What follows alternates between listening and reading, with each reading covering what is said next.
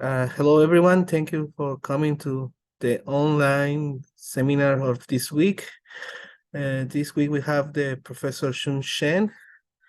He obtained his PhD from the Ohio State University, and now is a professor in Wayne University as a RHIC and BNL fellowship. So thank you, Professor, to accept to giving us a talk, and we regret the problems because of the weather, but thank you for doing this anyway. Okay, thank you very much for the invitations. It's a shame that I cannot be there in person because of the weather. But let's start today's seminar. So today I will mainly talk about the recent progress in building up a three-dimensional model to describe or study the collective behavior in relativistic heavy ion collisions. So we want to basically study properties of nuclear matters under extreme conditions. And the tool we do these studies through the relativistic heavy ion collisions. A schematic sketch of heavy ion collisions can be kind of illustrated in this cartoon, where we start with accelerating two nuclei to very high speed, near speed of light. And then right after the collision, the system will go through some pre-equilibrium stage and reach a system, stay there locally almost near equilibrium.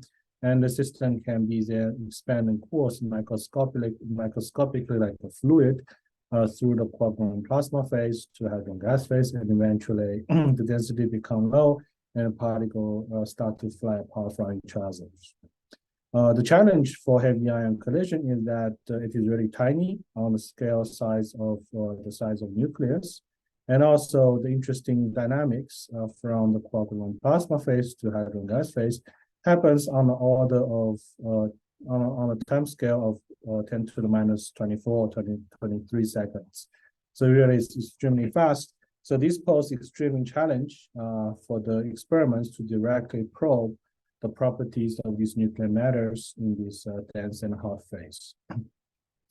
However, on the other side, we do have a variety of particles emitted from heavy ion collisions, say species like pion, kaon protons, and also electromagnetic probes like photon and electrons, the electron pairs from those collisions. And they together actually carry different type of information about dynamics. And by studying all of them together, we can actually learn a lot about the dynamics happens in the early stage of the collisions.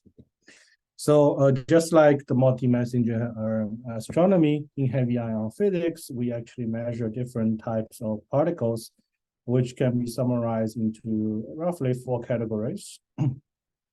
The majority of the particles emitted in the collisions leave charged tracks in the detectors, and they are usually called hadrons. And you can see these colorful tracks in the detector display. So they actually made up 99% of the hadron produced in one heavy ion collision.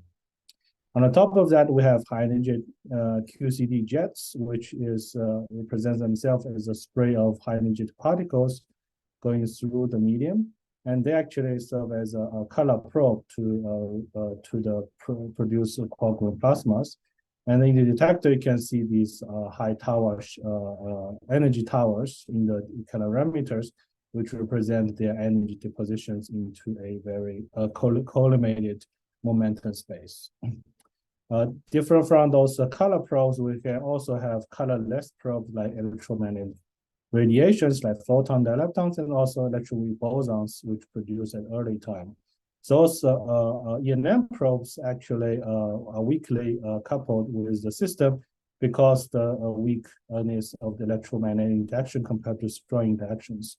So we believe that once they are produced, they actually preserve their information at their birth point, and then fly directly to the detector. So by measuring their momentum information, we can actually help us to see more early stage of the dynamics compared to the hadronic probes illustrating on the top.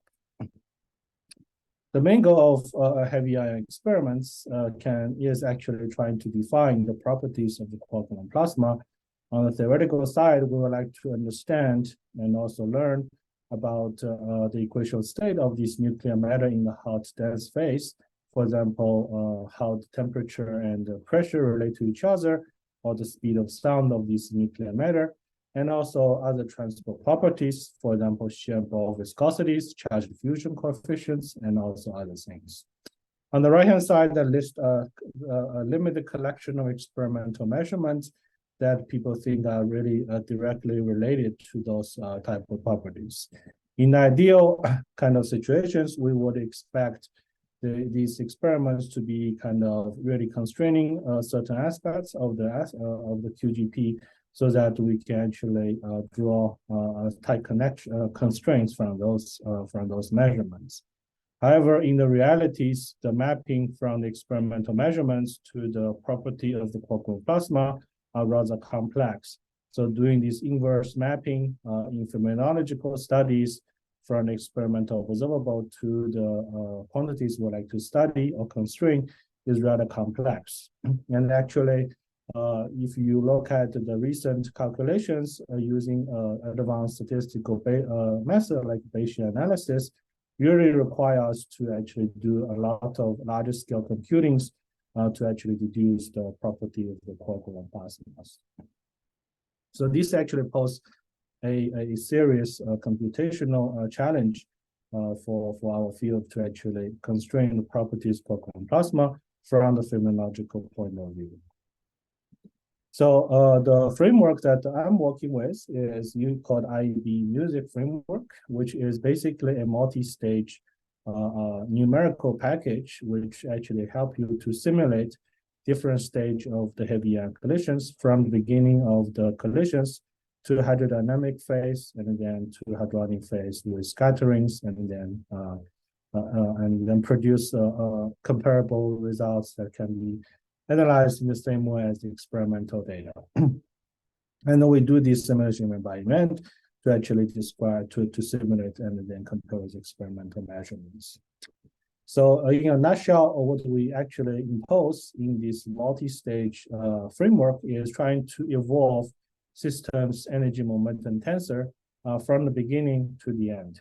So when we switch from one stage to the other, we actually make sure that the energy momentum tensor is continuum when we do the matching. So in heavy ion collisions, we can basically separate the main stage evolution into three pieces, where we have an initial stage where the two nuclei collide and the system evolve from a far out equilibrium scenario to near thermal equilibriums. This happens on the order of 1 Fermi over C scale. And after that, the system can be microscopically described by fluid dynamic expansions. And then at a later time, when the density become low, we convert individual fluid particles into fluid cell into particles, and then further evolve them through hadronic transport, where we simulate the collisions of particle hadrons through microscopic transport models. So at the early stage, we can actually match the pre-equilibrium energy momentum tensor of the fluid into hydrodynamic form. And this is usually done through so-called lambda matching conditions, where we determine the flow velocities in the local fluid cell, follow the energy current with the given equation of state, where we take from the lattice QCD calculations.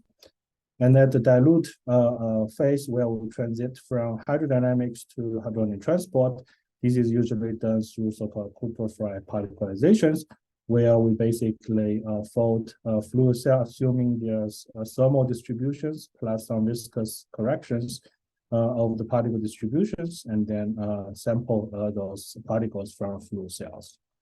So overall, the main takeaway from this multi-stage framework is that we ensure energy momentum tensor is continuous through different stages of the evolutions, so that we capture the energy momentum distributions of the collisions. So the main kind of component of these multi-stage evolutions is hydrodynamics. So it can be actually understood as a long-wave effective descriptions of a strong interacting system. The main ingredients of hydrodynamics is building by the conservation law of energy momentum. And if you have other kinds of charge, we also have charge current conservation as well. And these need to be solved together with a given equation state, which describe the underlying properties of the matters in this type of fluid. So as you can see, these fluid dynamics can be actually applied to different types of systems where systems behave like a fluid at the long wavelength scale. For example, if you can simulate the merge of the neutron star on the large scales, the air dynamics when it goes through a race car, and also the heavy ion collisions and the microscopic scales of the size of nucleus. So in our field, the challenge to develop hydrodynamics theories lying actually to have a causal fluid dynamic simulations, including viscosity effects. This is actually still a kind of active area. So how to actually formulate a causal theoretical theorem of hydrodynamic theories with including viscosities in different orders. So the state of art of the heavy ion collisions can be roughly summarized in these slides. This is a recent Bayesian analysis carried out by the JetScape collaborations by actually constraining experimental observables such like charged particle multiplicities and mean PT of identified particles and anisotropy flow of those hadrons at the RHIC at RC energies showing on the left columns and the RHIC on the right columns. So basically constraining both energies. And then you can use those experimental measurements to deduce the value of the shear and bulk viscosity of the Quark-Gluon plasma as a function of temperatures. And this is indicated as this orange band, which is the posterior constraint from the data. And you can compare this with the gray band, which is the prior before imposing the experimental constraints. So what you can see is that the experimental measurement at the RHIC and the C put some constraint on the value of shear viscosities and bulk viscosities in the temperature regions between 150 MeV to about 200 and 250 MeV. So that is the temperature regions where most of the collisions are sensitive to, and most of the time of the hydrodynamics of simulations is spent in these temperature regions. So that's why we actually get a strong experimental constraints from the data. However, if you go to the higher temperatures, as you can see, the hadronic observables actually doesn't have any sensitivity to constrain the measurements. The posterior and prior are almost the same as each other. So this is basically what we can learn in terms of constraining QGP shear viscosity using the top RHIC and RC energies at the current stage. So here is where we are, and we know that the Quark-Gluon plasma has really interesting properties. It's really hot and small, and also the viscosity is quite low. And from the lattice calculations, we also know that at the temperature above 200 MeV, the degrees of freedoms of this fluid actually changes rapidly and actually become closer to the degrees of freedoms of quarks and gluons, which are the fundamental building blocks of the visible matters. So the field now is actually trying to answer more deeper questions about how to actually these strongly coupled properties of these fluid type properties actually emerge from the fundamental QCD interactions. There are three main kind of effort directions that's driven in both theory and experimental side. So we want to understand this type of emergence, many body emergence from probing the inner working of the Quark-Gluon plasma using different probes like jets and heavy quarks, which give us a different tuning scale resolution handle on the observables. We can also try to understand the collectivity of the Quark-Gluon plasma by doing a system size scan of the collision energies. And this is related to the problems whether we can find what is the limit of the size of the QGP droplet as we go to the smaller and smaller systems. On the other hand, we can also scan through different collision energies, which actually relate to scanning through the phase structures of the Quark-Gluon plasma of the QCD at the higher chemical potentials. So that's why I will argue is that in the following that, or if in order to actually doing quantitative study of all these three directions, we need to actually extend our current simulation framework into for 3 dimensions in order to actually study all these 3 directions. So let me start with the big energy scan program, where more lots of focus is actually led by the RHIC big energy scan program study. And this is trying to actually understand the phase structures of the Quark-Gluon Plasma and the finite chemical potential regions. And there's also future experiments like FIA and JPAC, which actually also will doing collisions of heavy ion collisions at the comparable energies in these low energy or large near chemical potential regions as well. So the primary goal is trying to find whether there's a critical point and the first order phase transitions in these QCD phase diagrams at the finite chemical potential regions. On the other, in the meantime, we can also ask about how does the transport properties of the Quark-Gluon plasma changes as a function of temperature and also additional chemical potentials of conserved charge like baryon density, net baryon charge, etc. So as we go down to lower energies, one of the things that we intermediately observe is that the Lorentz contraction factor is no longer big anymore. So if you look at the collision at 200 GeVs, the Lorentz contraction is really big, and you can see these 2 colliding nuclei along the beam direction is actually look like 2 pancakes, even on the scale of 1 femtometers. So as you go down to say 20 GeV, about 10 times lower than 200 GeVs, then you can start to see the longitudinal extension of the incoming nuclei before they collide. So usually what we need to do is the system needs to be equilibrated even at least after the 2 nuclei at least pass through each other's. And if you just calculate the passing through time for the nuclei to pass through each other, and this time can actually reach to about 3 Fermi at the lowest energy probe by the RHIC big energy scan in the collider mode. And this is about like 1/3 of the total lifetime of the Quark-Gluon plasma evolutions. So in order to actually describe the dynamics happening in these low energy regions, we really need to consider about how to model these 2 nuclei pass through each other and deposit energies and then form the Quark-Gluon plasma as they pass through. On the right-hand side, it's just a partial list of what has been done in the literature over the recent few years, trying to develop 4 3-dimensional initial conditions, trying to describe this overlapping stage of the collisions. And you can see that this is still an active field, and people like to actually doing some kind of contribute to this hard problem here. And also, when we have this finite overlapping between the particles, hydrodynamics may not happen at a fixed proper time in locally. So as the two nucleus pass through each other, the interaction zone is actually has a finite resolutions. So in order to actually describe how the QGP droplets is formed, you actually can treat them as a source dynamical source terms as the 2 nuclei pass through each other.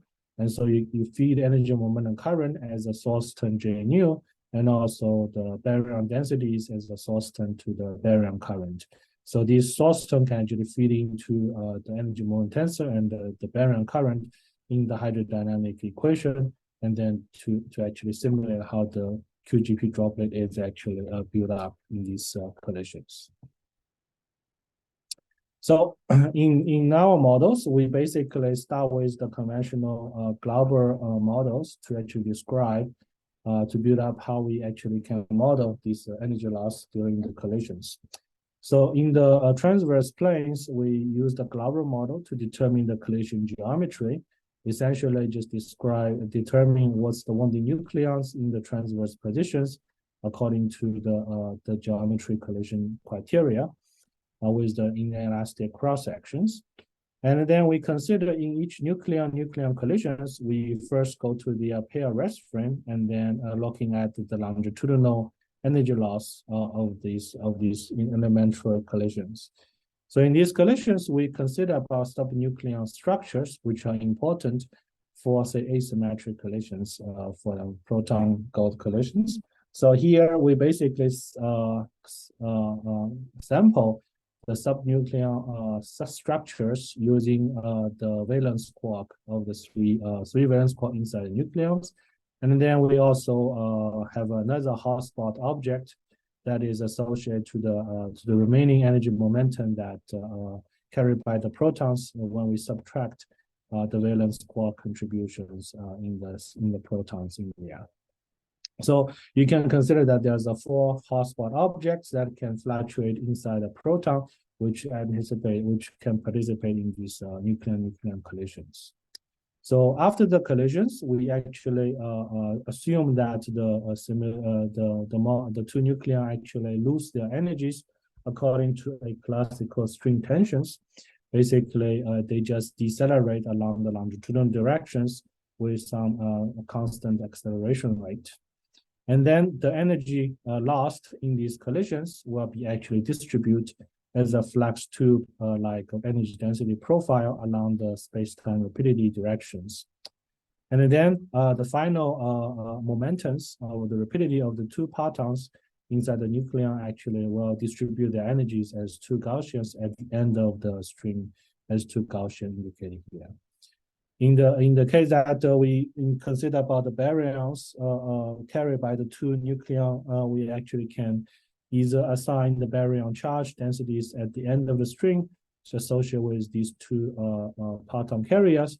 We can also fluctuate them into the middle of the strings according to the string junction pictures that that proposed by Kaziev a few years ago. So in the nutshell, so in these three-dimensional initial conditions, what we impose is basically the conservation of the incoming collision energies and the momentums, and also net baryon densities. We want to map them kind of basically continuously from the initial state to the hydrodynamic phase. So in this case, because we have the constraint that the initial and incoming energies coming from the beam energies, we really don't need to actually have a free normalization in the fluid dynamic simulations. It is directly provided by the incoming source of energies in 3D simulations. So the parametric models of this model is basically trying to parameterize in each of these nucleon collisions what is the loss of rapidities as a function of the incoming rapidity of these initial partons. So here we basically parameterize this as a few parameters in this form, where these parameters characterize different part of the energy loss curve. And then we also introduce standard fluctuations according to basic Gaussian fluctuations, which is also kind of bounded by the limit that you cannot allow the Y loss to be bigger than the initial coming rapidities. So with this, we can actually now fit to the experimental measurements. So we use the elementary proton-proton collisions in minimum bias, shown in the middle plot as the baseline to fit our energy loss curve. So we basically can adjust the energy loss curve here, the purple line, such that we can actually get the rapidity distributions of the charge hadrons reasonably okay, as far as the different collision energies measured in the proton-proton collisions. And then we can also add the fluctuations to that, and this is needed to actually describe the event-by-event multiplicity distributions in the proton-proton collisions measured at the RHIC, for example, here. So with this, now we can, once this is fixed, we can actually now extend this to larger systems. So if we basically extend this to heavy ion collisions, this is what we get directly from the model predictions. We can actually get roughly reasonable descriptions of the charge hadron productions as a function of the pseudo rapidities for gold-to-gold collision at different beam energy scan energy from 200 GeV down to 7.7, and showing on the left, and also on the right, this is the pion multiplicity as a function of rapidity for the lead-to-lead collision and SPS energies. at the two different center mass collision energies. So as you can see, that with this energy loss curve fit to the PP data, the heavy ion collisions can actually also we can also give a reasonable description for the heavy ion observables as well. So with this, we can also look at start to look at the other particles. For example, one of the important dynamics want to study in the beam energy scan is the baryon stopping in the initial state in heavy ion collisions as a function of collision energies. So we can look at the net proton rapidity distributions as a function of rapidity for different collision energies from black to the blue is basically go from 200 GeV to 62.4, 19.6, and 7.7 GeV. And you can see that different panel shows different centralities. And these are all coming from the prediction from our model. And there's no free parameter to tune anymore in these calculations. And you can see that our calculations give a reasonable descriptions of the net proton yield as a function of collision energies compared to the star measurements. And the rapidity dependence is somewhat slightly different from compared to the early Brahms measurements. However, we would expect that the more precise measurements from the RHIC scan phase 1 and phase 2 will actually help us to see how the rapidity distribution looks like compared to our models in the near future. And this is basically the baseline, trying to understand the dynamics of the net proton kurtosis in the measurement for heavy for the phase diagram search for the critical point.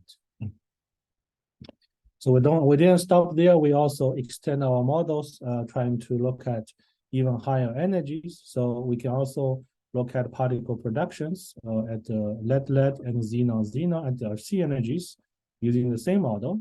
And you can see that we are not doing not bad jobs even for HC energies, although the model we deduce is initially just for include only the valence quark degrees of freedom, which is supposed to be work better in the lower energies. However, if we extend to RC energies, we can still see that this model is still doing a reasonable job for the LC energies in the heavy ion collisions. So looking into more details in these 3D simulations, now we are starting from particle productions into other observables. For example, if we look at identified mean PT observables, we can start to actually constrain the bulk viscosity as a function of temperature and chemical potentials as we go from the 200 GeV down to 19.6 and even go to 7.7 GeVs. So here, the solid line shows you the simulations with the bulk viscosities compared to the dashed line that goes without. So as you can see that including a non-zero bulk viscosity as a function of temperature and the chemical potential, parameterized in this three-dimensional plot, we can see that we get some improvement of the descriptions of the experimental measurements from star at the BES1 measurements. And similarly, we can do the simultaneous study of the anisotropic flow coefficients. Here is the V2 and the V3 for 200 GeV and 19.6 GeV from star and compare with our calculations. What we find is that we really need a slightly increase of the shear viscosities at the higher chemical potentials, such that we can match to the 19.6 GeV measurements. If we make the shear viscosity to be constant as a function of chemical potentials, we can match the 200 GeV data by adjust the value. However, we will overestimate the measurement at 19.6 GeV. So this early kind of trial really suggests that there's a non-trivial baryon chemical dependence on the viscosities, on the shear and bulk viscosities in the finite UV regions when we compare with the star measurements. Okay, so now we can also look at the three-dimensional structures of these heavy ion collisions, which actually can be measured in heavy ion collisions, can be measured in these so-called rapidity flow correlations. So this is actually measuring so that if we have two nuclei coming in and then they actually oriented in a different way that the central shape of the orientation could be different from the forward directions. And this can be actually measured in using these so-called RN measurements, which is basically correlate the flow vectors in the forward and backward rapidities with a reference flow vector in the very far forward directions. So that you make sure that there's enough gap between the two particles in both numerator and denominator to suppress non-flow, while the ratio between these two will actually tells you whether you get a decorrelations when you have a longer distance between the negative eta to the reference angle. So if there's a large decorrelations, you will see these iron variables to be below 1. And this is usually measured in these experimental measurements. You can see that in the measurements, this measurement is usually going below 1 at the finite rapidity, but the deviation from 1 is still quite small. As you can see that if you go up even 1 unit's rapidity, is about 10% of the deviation from 1 for R3, and R2 is even smaller.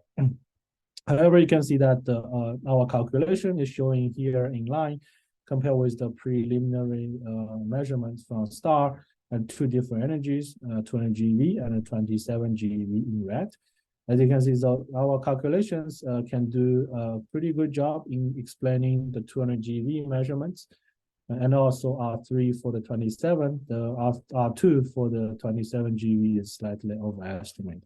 But overall, that our model can actually reasonably describe the kind of longitudinal orientations or the fluctuations of the shape of the heavy collisions as they comes in at these 2 collision energies. And this actually, this rapidity decorrelation actually play a bigger role as we start to shrink the system size from the heavy ion collisions into, say, proton gold collisions. So we also extend our calculations to small systems, which is mainly carried out by my postdoc Wenbing Zhao here. So the main goal is trying to understand the geometry response in these small asymmetric systems. So there's a measurement of them by PHENIX collaborations, trying to engineer the initial kind of collision geometry by colliding proton gold, deuteron gold, and helium-3 gold with different because the small system actually can actually map to different shape in the reaction zone, and they were actually imprinting to certain ordering in the final measured elliptic flow V2 and also V3 in the experiments. So this is proposed as a concrete test for the hydrodynamic response to geometry response. So they do actually see the orderings in the measurements. So for example, in the V3 measurements, so the helium-3 gold is more triangle-like. It actually has a larger triangular flow compared to the deuteron and the proton gold indicated as the blue and the red dots here. And on the other side, the deuteron gold has more elliptical shape and actually has a larger elliptic flow compared to the proton gold, which is more rounding here. So these orderings is observed in experiments, which could be related to the geometry response in the system. However, this is not the whole story, and the STAR collaboration recently performed the same measurements in the 3 systems. And the difference is actually summarized in these 2 panels on the right-hand side. As you can see that if you make the ratio between a star V3 to the PHENIX V3, star V3, if star V3 is 1, and then you can see this the PHENIX V3 at the deuteron gold and helium-3 gold are actually only about factor 2 to 3 below the star measurements. And you can see the raw measurements here that the PHENIX V3 is below the star V3 is in here. So this actually this discrepancy actually partially could come from the fact that the star used the central TPC to make the measurements, where the particles are selected, both particles selected in the central rapidity regions, while PHENIX use one particle in the central arm and one particle in the go inside in the very forward rapidities. So the rapidity correlations in the PHENIX is actually much weaker compared to the star measurements. In order trying to quantify whether this is the reason why the PHENIX and the star has the difference in the measurements, the 3D simulation is actually essential so that we can have the full knowledge about how the flow correlations changes in functional rapidities. So we carry out our simulations with our models for these three systems. Here is first we check the centrality dependence of the particle yield as a function of the pseudo rapidity, and you can see that our model successfully reproduced these asymmetric particle productions, where you can see more particle produced in the go inside, away from compared to the projectile, small projectile go inside here. And they agree with the data in a qualitative way here. And then we can also compute the V2 as a function of the pseudo rapidity, which is also measured by the PHENIX measurements. And you can see that for elliptic flow, we can actually get reasonable agreement with the PHENIX measurements for helium-3 gold and deuterium gold. However, for proton gold, we can only describe data in the proton going side. However, in the go going side, we actually have a about factor of 2 miss compared to the experimental measurements. In the very forward directions around the go directions, we believe that this is due to the non-flow corrections in non-flow in the experimental measurements. However, in the central could suggest that we underestimate the measurements in the mid rapidities. But with that, we can actually now check about how the flow decorrelate at different rapidities. So if we use the PHENIX kind of reference angles, which is indicated at this yellow band, and calculate these rapidity decorrelation factors, we found that in these small systems, the correlation is pretty big. And you can see these values actually deviate a lot away from ones for, say, proton gold in the elliptic flow case, and also for all systems in the triangular flow case. They all below one significantly. So, so if we correlate one particles in these yellow regions with the one particle in the mid rapidities, the decorrelations in rapidity will actually reduce the flow signal at least by 50% for the proton gold. If you compare to those, if you correlate two particles with mid rapidities. So this actually is a significant effects if you in order to when you need to take into account the flow decorrelation in the measurements. So once we've once we fold this into our calculations, we found that we now can compare with star and PHENIX measurements using exactly their definitions. So in the helium-3 gold and deuterium gold V2, we see the good agreement with the data. And the data also agree with each other quite well from the two experiments.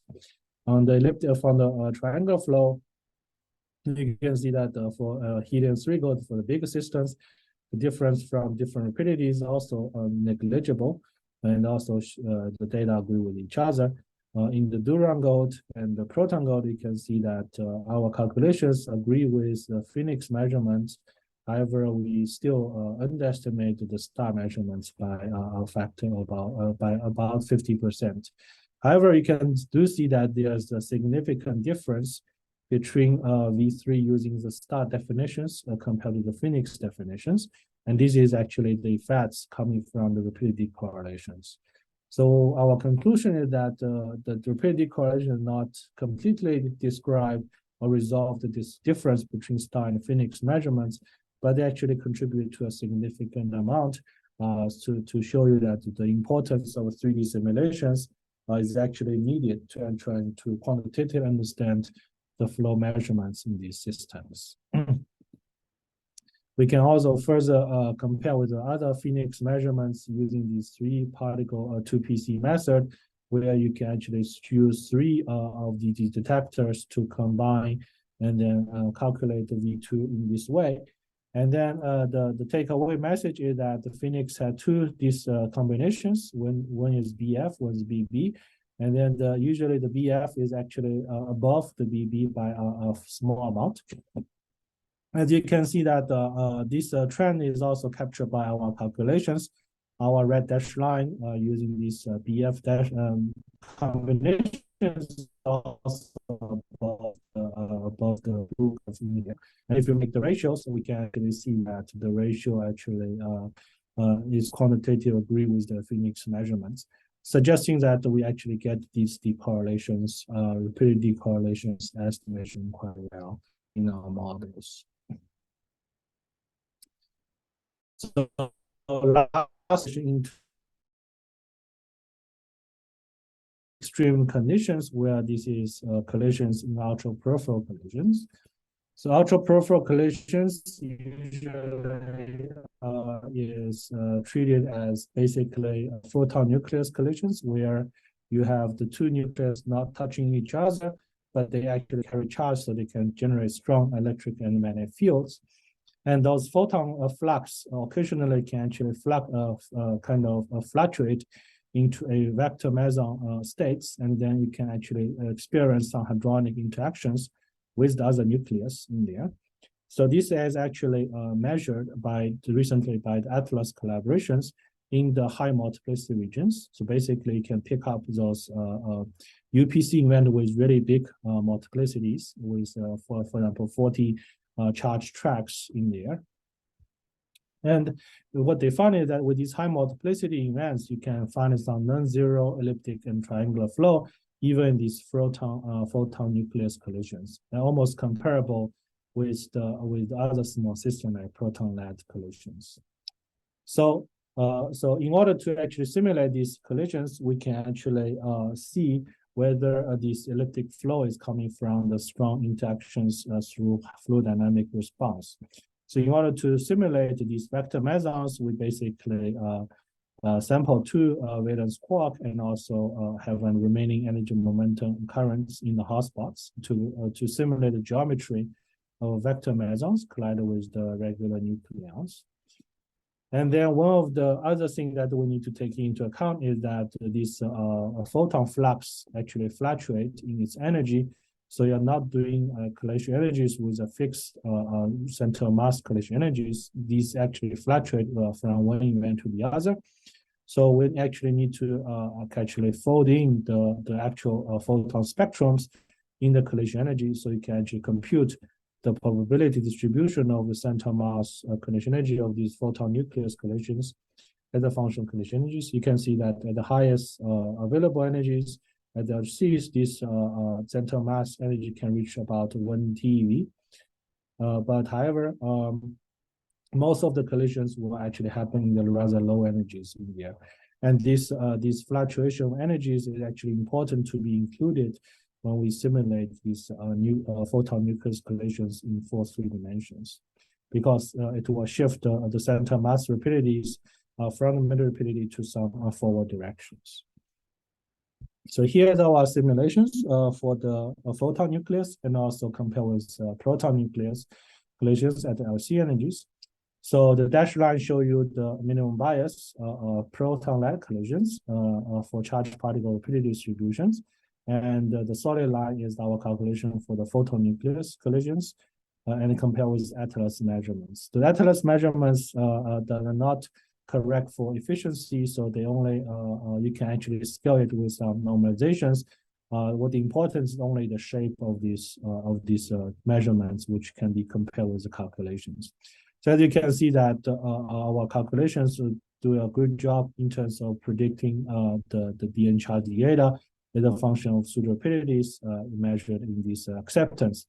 And you can clearly see this is highly asymmetric, as the photon going to the right, and then also the nucleus going to the negative rapidities.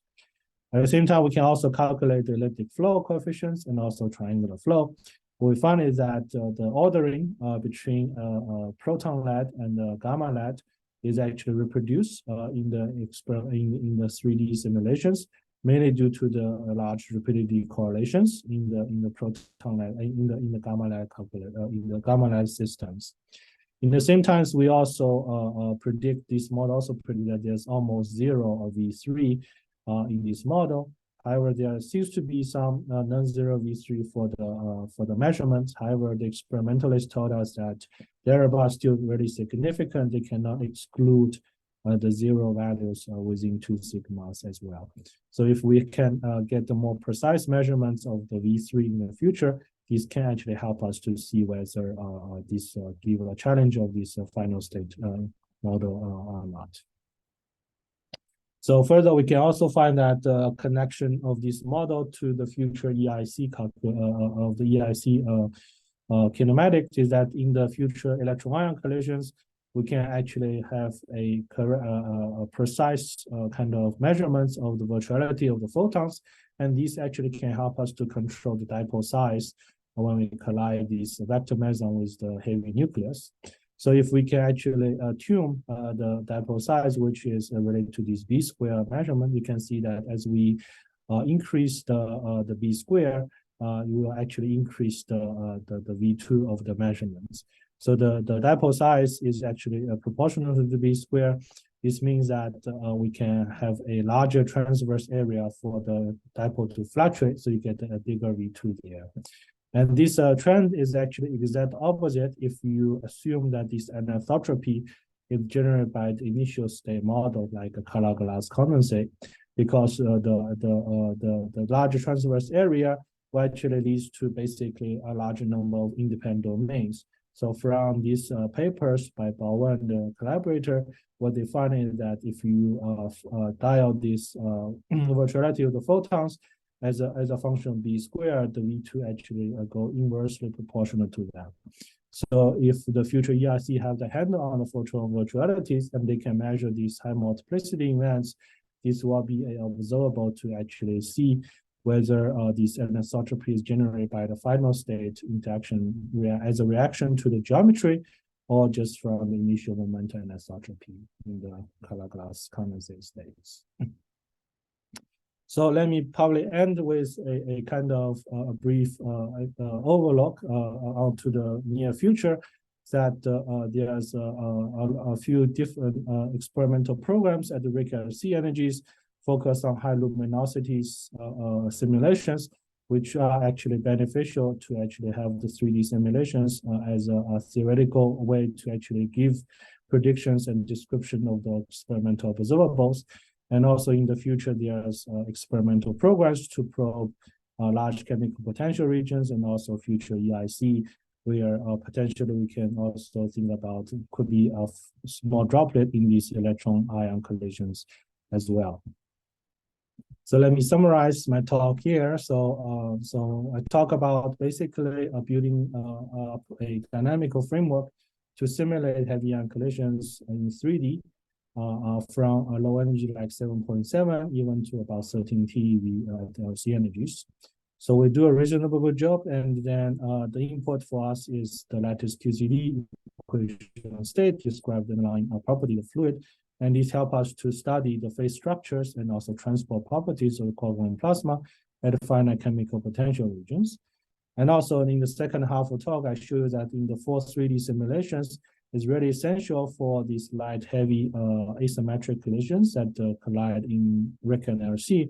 And this flow decorrelation plays a big role in order to help us understand the measurement of the anisotropic flow coefficients in the measurements.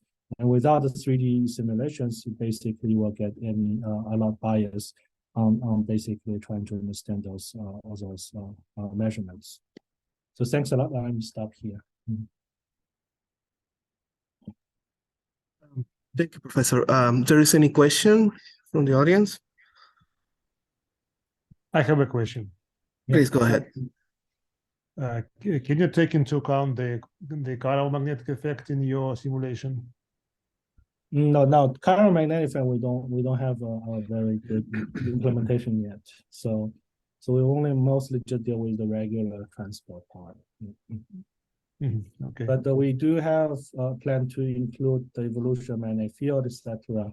So do the anomalous transport could be right. You can include some anomalous transport coefficient there, right? Yeah. Okay. Professor James? Yeah, I have a question. Thanks for this very comprehensive presentation. There's an enormous amount of data that you've presented and described with your approach. I have a fairly simple question about your Monte Carlo MC-GLAUBER approach. In terms of, if I look at the issue of conservation rules, like total energy and other, I assume it's straightforward to keep total charge conserved, but how about things like total energy when you enter into this this kind of a treatment? Is that, strictly conserved or approximately conserved? How does that work? Yeah, so in our model, we basically conserve all the energies into basically all the collision energies go into the fluid. We assume that even in the very forward direction that usually you model those systems as a fragmentations. Those are all the modeled by the fluid dynamics, and you basically evolve as a fluid. So in this way, we can basically impose the exact energy conservations, as well as also momentums. In the fluid, so that in the 3 dimensions we can basically use that as a constraint, so that it eliminates a lot of parameters usually in the hydrodynamic modelings. So this also gives us power so that we can make a prediction for these UPC events where you basically have all these fluctuating in center mass collisions. So without these conservation energy momentums, you are not able to predict the D and charge dA in the measurements. So these are kind of the building blocks in our model, which in the forward direction may be a kind of a stretching assumptions, but we basically assume all the energy and momentum conserved in there, which helps a lot in terms of modeling systems. And I have a second question, if I could. In some of your earlier slides where you were showing single particle distributions and everything from proton lead to nucleus. If you look out in the tails of those distributions, I know it's where distributions are falling off quickly, but if I did a kind of a rough by eye examination of that, it looks like you could be having factors of 2 discrepancy between theory and experiment in these kinematic extremes. Do you have a good understanding for that? And maybe, if you could go back. These are pretty challenging place to well, first of all, usually well, even a little earlier than this.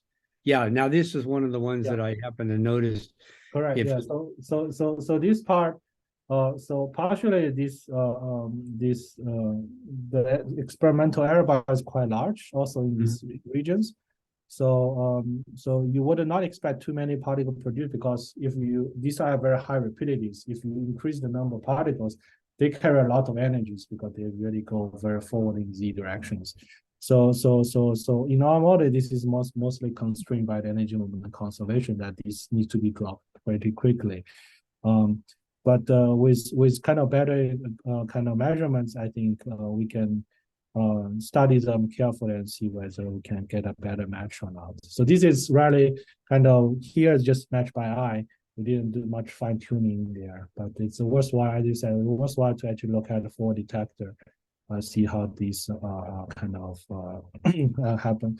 I think there's also a new detector in the star, like these EPD detectors in the forward detector recently they installed, which can actually measure particles at the very forward rapidities with better precisions. And this can help us a lot in terms of these dynamical constraints. Very interesting. Thank you.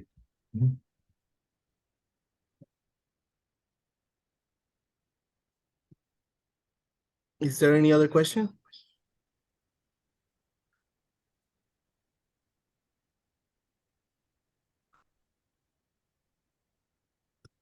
Okay, it seems that there's not any more. So we thank again to Professor Chen for this talk, and thank you. Sorry for all the troubles that no problem. Thank you. Thank you. Thank you very much. No problem. Okay. Thank you very much. I will stop the recording.